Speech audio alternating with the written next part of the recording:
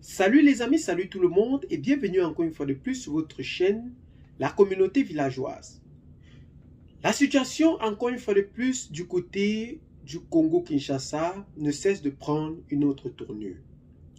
Le président de la République, Félix Tshisekedi, appelle ainsi la communauté internationale à prendre des mesures très draconiennes vis-à-vis de son homologue rwandais Kagame. Le M23 ne cesse de progresser de jour en jour. L'armée militaire congolaise déserte du côté du Rwanda. Mais pour cela, le gouvernement, encore une fois de plus, appelle massivement ces guerriers qui ont fui les combats à rejoindre les rangs pour lutter efficacement contre l'avancée du M23. Mais aujourd'hui, il y a quelque chose dont nous aimerons vous parler qui fait cœur dans des débats politiques aujourd'hui du côté du Congo. Le président de la République, Félix Tshisekedi, a dit en haute et intelligible voix vouloir récupérer Goma. Mais comment parviendrait-il à récupérer ce territoire quand nous savons tous qu'il y a plusieurs déserteurs aujourd'hui sur les rangs? Les ministères aujourd'hui qui ne cessent d'être changés de jour en jour par le président de la République et les réformes internes de l'armée ne cessent encore une fois de plus de prendre une autre tournure. En effet, je m'en vais vous donner mot à mot du président de la République ici et nous allons analyser cela ensemble. Le président congolais a donné ses intentions de récupérer Goma. Il a dit à haute et intelligible voix qu'il le ferait par la force ou par le dialogue. Dans une interview accordée à New York Times, une chaîne américaine, ce dernier a dit qu'il ne peut dialoguer avec le M23, la qualifiant de coquille vide manipulée par les forces rwandaises ou bien manipulée par Paul Kagame. La situation s'envenise et la communauté internationale ne cesse de s'intéresser à ce sujet et reste inactive jusqu'ici. Nous ne pouvons pas dialoguer, affirme le président Félix Tshisekedi, donnant ainsi un niet catégorique face au dialogue avec le M23. Ceci qualifiant ainsi ses intentions de d'être manipulé par le Rwanda. Ce dernier est en train de montrer un jeu d'acteur, de se victimiser pour enfin résoudre le problème efficacement. Interrogé également sur Kagame, Félix Tshisekedi affirme que Paul Kagame a la manie d'être un prédateur.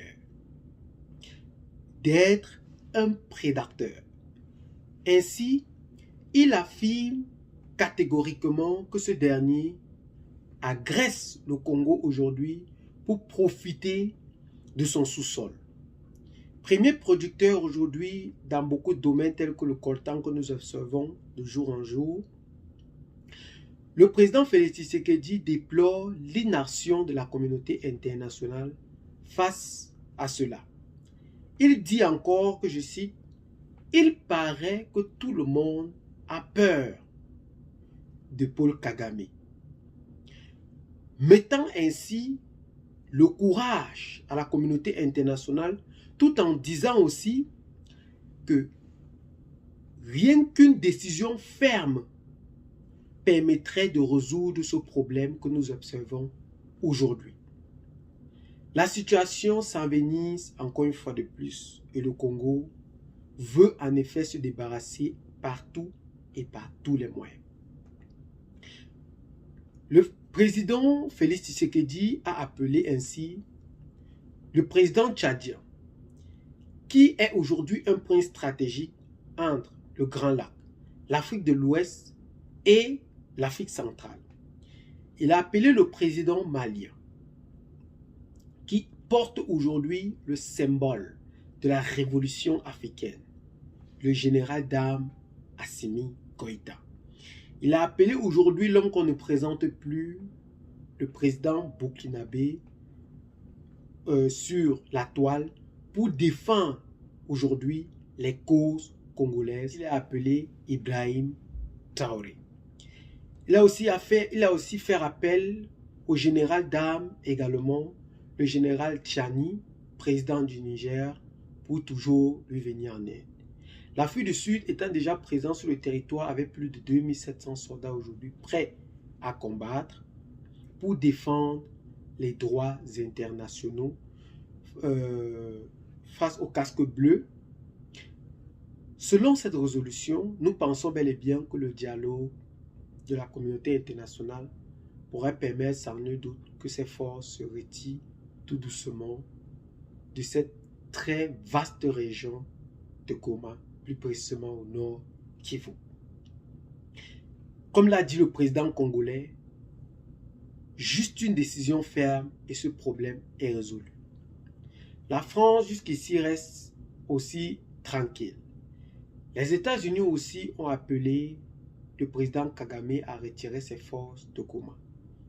Si jamais il advenait que l'Amérique, aujourd'hui le gouvernement américain, décidait de porter le flambeau de cela, le Rwanda pourrait tomber en effet dans de graves sanctions telles que appeler aujourd'hui la Banque mondiale pour limiter les financements du Rwanda aujourd'hui que nous savons que la majorité est faite par les États-Unis d'Amérique.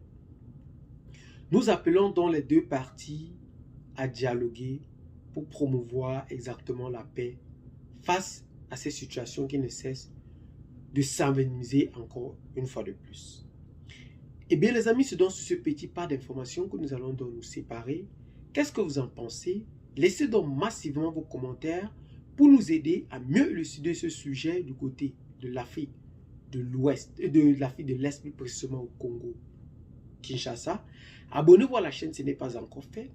Partagez la vidéo avec les amis si vous l'avez trouvée intéressante et à très bientôt pour de nouvelles vidéos. Ciao, bye bye.